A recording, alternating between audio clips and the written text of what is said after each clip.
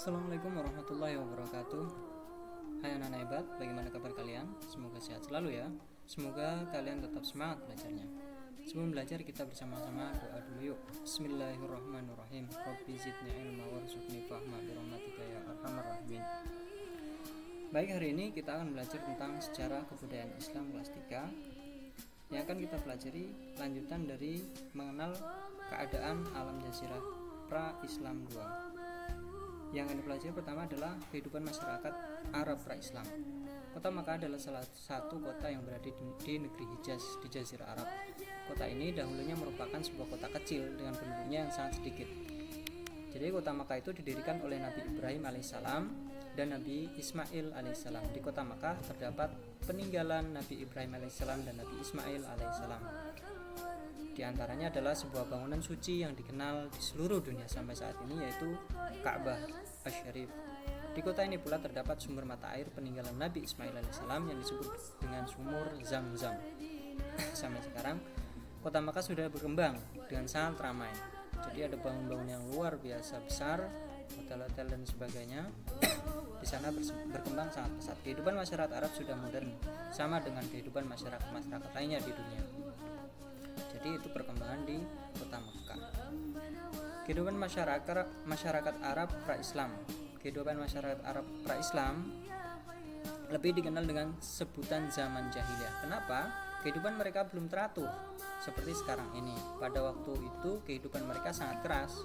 Hidupnya bersuku-suku dan suka berperang antar suku. Jadi antara suku satu dengan yang lain mereka suka berperang. Tempat tinggal mereka terbagi menjadi dua, yaitu perkotaan dan pedalaman. Orang-orang yang tinggal di perkotaan kehidupannya sudah menetap dan pekerjaan mereka antara lain berdagang, bertani. Sementara orang-orang yang tinggal di pedalaman adalah mereka yang tinggal di padang pasir yang luas dan gersang. Pekerjaan mereka adalah beternak. Masyarakat yang tinggal di desa gurun dan lembah disebut suku Badui. Mereka tidak suka menetap di suatu tempat atau nomaden, tapi mereka suka berkelana. Air untuk mengembalakan hewan ternaknya mereka cari dengan cara mengembara atau nomaden, di mana mereka menemukan tempat yang cocok untuk mengembalakan ternaknya. Disitulah mereka tinggal apabila jadi di mana ada air mereka akan tinggal. Pemerintahan Makkah pra-Islam. Makkah adalah salah satu kota yang berada di Hijaz sejak didirikan oleh Nabi Ibrahim alaihissalam. Nabi Ibrahim alaihissalam Makkah tidak pernah dijajah oleh bangsa lain, akan tetapi penduduk Makkah tidak punya pemerintahan yang teratur. Pemerintahannya dilakukan secara adat dan jabatan dipegang oleh suku yang besar dan kuat.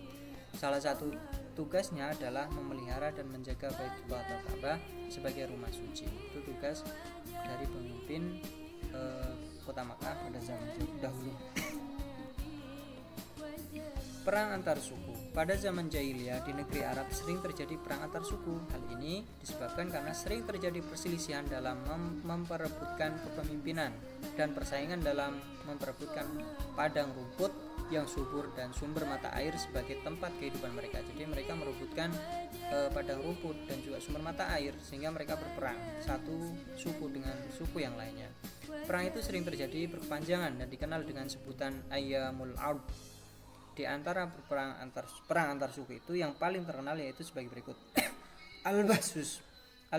Perang Al-Basus terjadi sebelum Nabi Muhammad SAW lahir dan terjadi antara suku Bakr dan suku Taglib.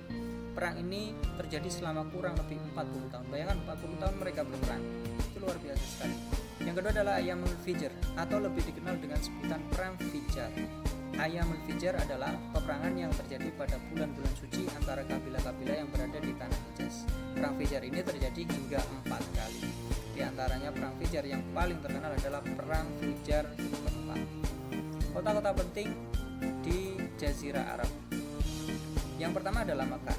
Seperti yang dijelaskan tadi, bahwasanya kota Makkah disebut juga Makkah Al-Mukarramah, artinya kota Makkah yang dimuliakan.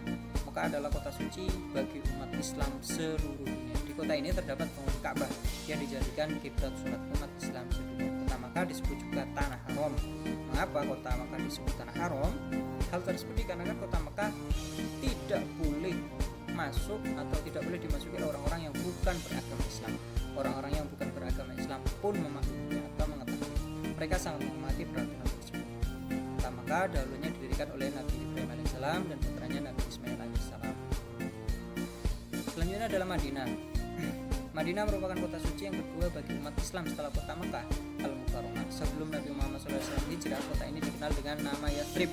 Kemudian diganti oleh Rasulullah menjadi Madinatul Munawwarah, artinya kota yang disinari atau kota yang bercahaya, atau disebut juga Madinatul Nabi, artinya kota Nabi. Madinah dan sekitarnya terdapat tempat-tempat bersejarah, yaitu Masjid Nabawi. Di tempat ini terdapat sebuah makam Nabi Muhammad SAW. Jadi Nabi Muhammad dimakamkan di sebuah masjid yang bernama Masjid Nabawi yang berada di kota Madinah.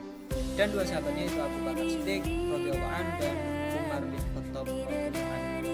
Mengenal ke dalam bahasa Arab, selanjutnya adalah tempat yang selanjutnya yang ada di Madinah yaitu Jabal Uhud, yaitu sebuah gunung yang diberi nama Gunung Uhud. Di tempat ini pernah terjadi perang besar antara kaum muslimin dan kaum kafir. Terus selanjutnya adalah Masjid Quba, masjid yang pertama kali didirikan oleh Rasulullah setelah hijrah. Masjid yang pertama kali didirikan adalah Masjid Quba.